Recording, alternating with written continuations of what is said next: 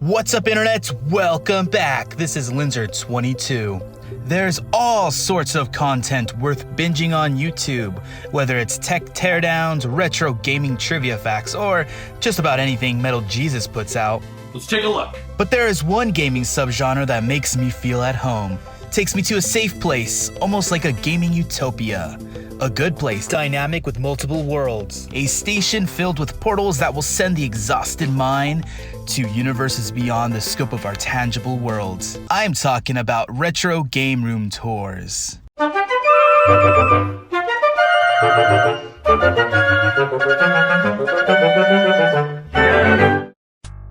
Every single video is exactly the same, maybe a slight variation to keep each one unique. So subtle, they tell a story about the one who cultivated the collection. They tell stories like the child who retroactively kept all of their gaming boxes intact only to grow older and finally appreciate that once peculiar decision. Or their journey through a trail of merchants, sifting through stones till they find the hidden gems. After a couple of watch-throughs, I slowly start to feel the need to grow my own collection. Take it out of the closet and place it on a pedestal, proud, and then turn on the camera to tell people a story. Give them a history lecture of the strange antics of the gaming industry. Or maybe even share my angle, my perspective. That's probably the most important part, since most people probably already know the historical significance of most gaming collections. We already know about the Nintendo World Championship cartridge, the failure of the Virtual Boy.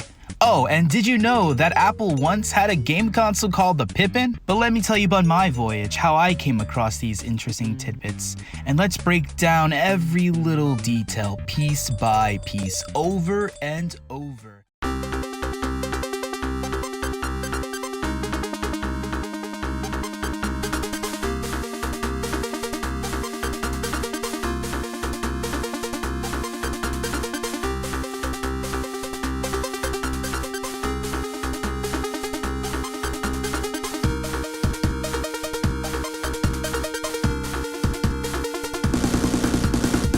They float around the internet like stars from the abyss. As we stare through our microscopes pointed at the stars, we align them to create our own astrology readings. Oh, check it out. Look, I'm a hedgehog. But regardless how much information we obtain, no matter to what capacity we consider to be supreme, we still watch. Watch as they gloss over their complete inbox N64 collection, but then slow down to show the love they possess for their limited GameCube collection. Or complain about terrible Game Boy Advanced packaging while showing a third-party solution they've discovered on Etsy. Observe as we draw up plans of designing a museum, then slowly watch it morph into a man cave. A person cave. Let's not be gender specific here. There are game room tours from all genders now, so let's be inclusive. I like watching game room tours. Is it me wanting what I don't have or maybe will never have? Will I ever come to terms with this? Probably not. Sometimes these tours are not about the huge endless libraries. Sometimes it's the small collection that shouts out the most personality. It projects the likes and dislikes and even shows the weird little game-related set pieces that probably don't fit in the collection. Like, is that a leapfrog? Does that even count? The franchise is approved by the tour guide and posters on the wall, like adverts to destinations one must consider. Then again, maybe the room has no posters. Every destination's like a game of Russian roulette. You might end up playing Superman 64. Or instead of traditional posters, maybe the guide shows framed magazine ads. Capitalism wins this round. My personal favorite part of the game room is the technique in which they hook up all the systems onto just a couple of TVs. You see a variety of switches, different uses of shelving. Oh, and LED lights, of course. You can't have a retro gaming room without LED lights. While it's recommended one should track down an old heavy CRT to ensure proper context, some cave dwellers physically mod HDMI to the back of all their consoles. Others maintain the use of component cables straight into their 4K flat screens, and that's pretty gross. And finally, the pros that watch My Life in Gaming follow their steps like an instructions manual. And then they binge the rest of their content, and honestly, I don't blame them. There is nothing wrong with any of these methods as long as you're enjoying the projected game on the TV. Once again, the technique they decide to go with shows their personality. Before you step into any portal, one experience that must be considered are the controllers. I made a video talking about controllers a long time ago, and I think they're very important even though most people push them aside.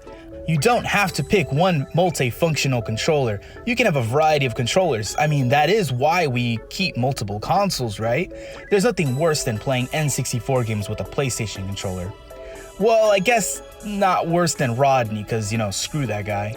My point is, you can stop using an Xbox One controller for literally everything. Well, except if it's your only controller, then more power to you. Keep rocking that controller. It's a really good one.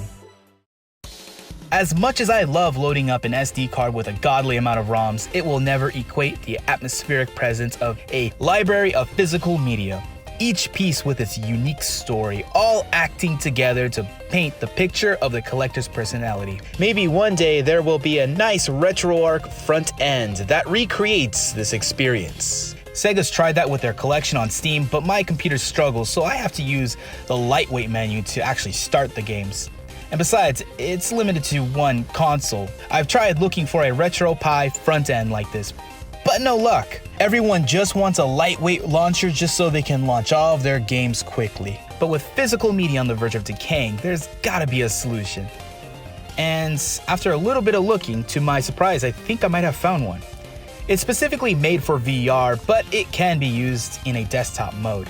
I went ahead and tested it out on my laptop just as a proof of concept, so I downloaded it. This application just released support for NetPlay with the intention of recreating couch co-op gameplay with people from far away, which is honestly the centerpiece of any well-designed game room. It's just unfortunate that currently NetPlay isn't as easy as signing in to play random people. The team working on this are creating a nostalgic room from the 90s where one could virtually boot up a retro console and play some retro games in a retro setting. In order to play the beta, you do have to go through a few hoops like emailing them directly, but it's all fairly simple. I got it to work, but to nobody's surprise, I have to turn off all the effects and lower the resolution to an unusable level. But even with that, I booted up Sonic 2 on a virtual CRT and I actually see promise here.